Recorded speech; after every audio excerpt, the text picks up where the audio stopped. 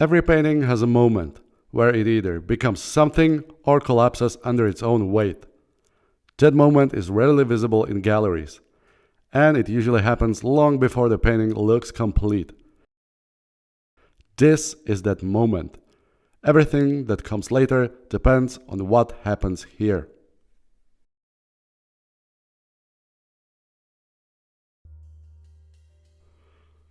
This painting started small, just a rough sketch, a thumbnail, meant to clarify the composition before anything else existed.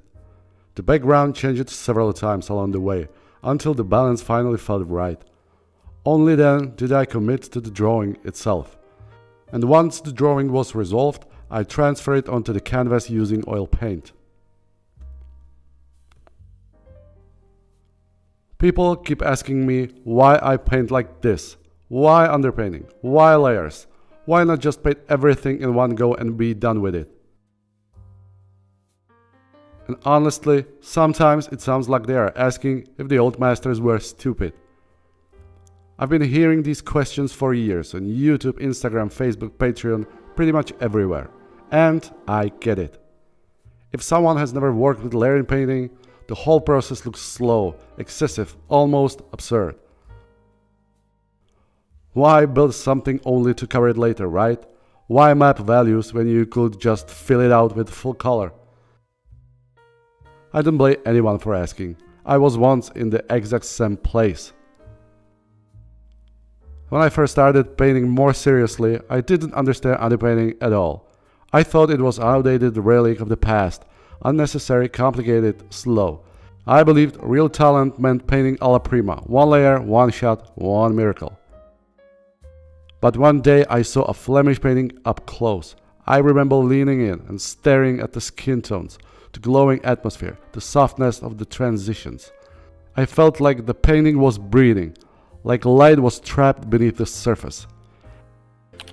If you would like to dive deeper into my painting process, see full-length tutorials, or access my books and behind-the-scenes materials, you can join me on Patreon.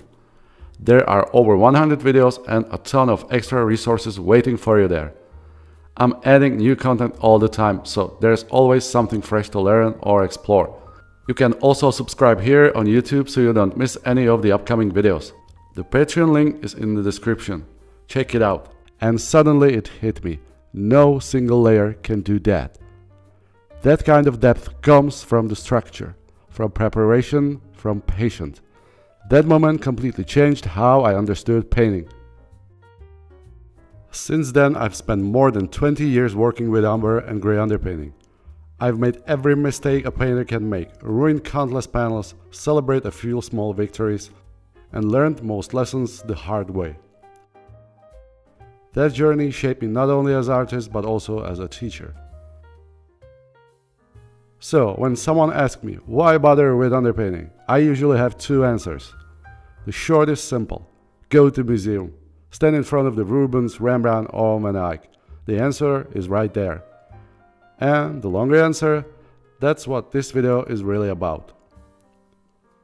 Right now you are watching the very beginning of the painting. The first page is all about the umber underpainting. No color yet, no drama, just the structure, light and shadow. From a technical point of view, once this stage is finished, I could move straight into color. The underpainting is complete. The painting is prepared. But here's the thing. I actually like it the way it is. And it raises a simple question.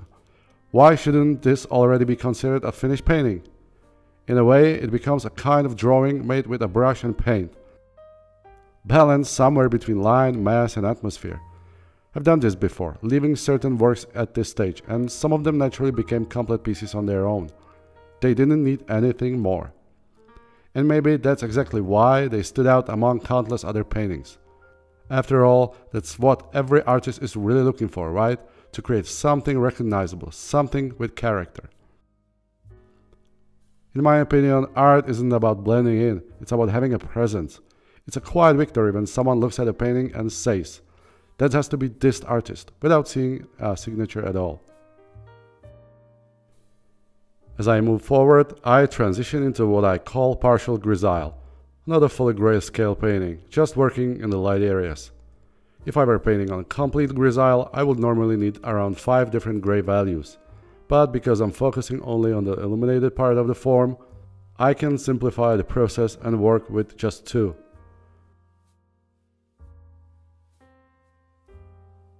I do this by adding a small amount of sepia into white, creating 2 light values specifically for the lights. The lighter mixture stays just slightly lighter than the Imprimatura, which gently expands the value range without breaking the structure underneath. I apply the paint with a single brush and blend it using a dry brush. The closer I move towards the halftones, where the form begins to turn into shadow, the more transparent the paint becomes. The darker halftones and shadows are intentionally left in umber. I always start by placing the brightest value where the light hits directly, then gradually model the volume from light into halftone. If I overblend and the darker imprimatur starts to show through too much, it naturally lowers the value slightly. That's why I sometimes return to the light areas and reapply the thin layer of lead white and sepia to quietly reinforce the light.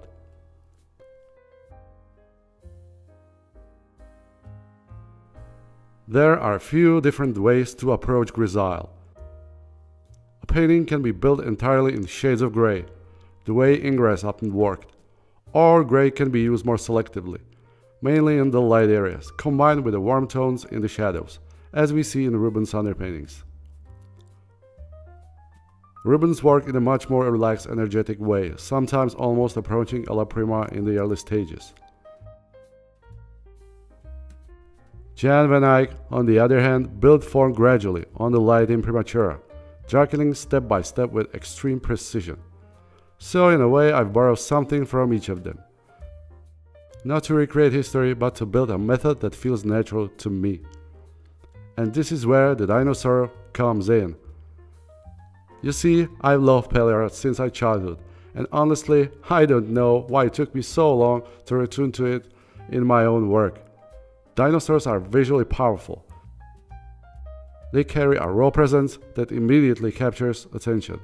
Their skin, their mass, their structure, it all invites texture. It invites imperfection. It gives me permission to loosen up, to push the surface, to explore. And then there's a contrast. Using an old master-inspired approach on a subject like this feels almost inevitable. Ancient subject, ancient principles. Different areas, but the same human need to understand light, form, and presence. And honestly, I don't think many people have painted dinosaurs this way, right? At least I haven't seen it yet. And that's the part of the fun. So in the end, this painting is really about choices. About deciding when to build, when to simplify, and when to stop.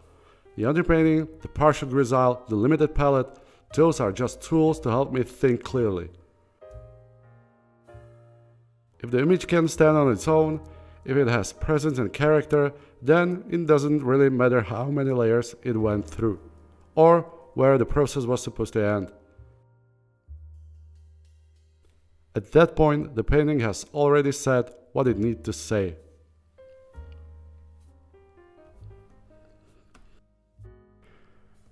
And that's it, guys. If you want to see more of this process, there is a longer, more detailed version of this workshop available.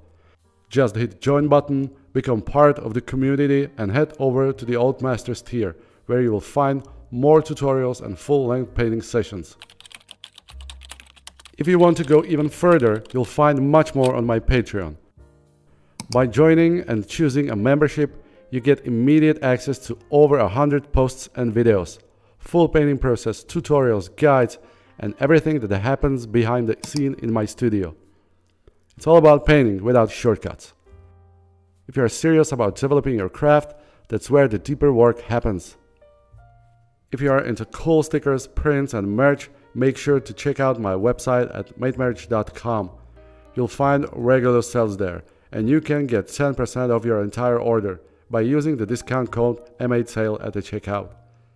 You can also find me on Instagram and Facebook if you want to stay connected and see more of my work.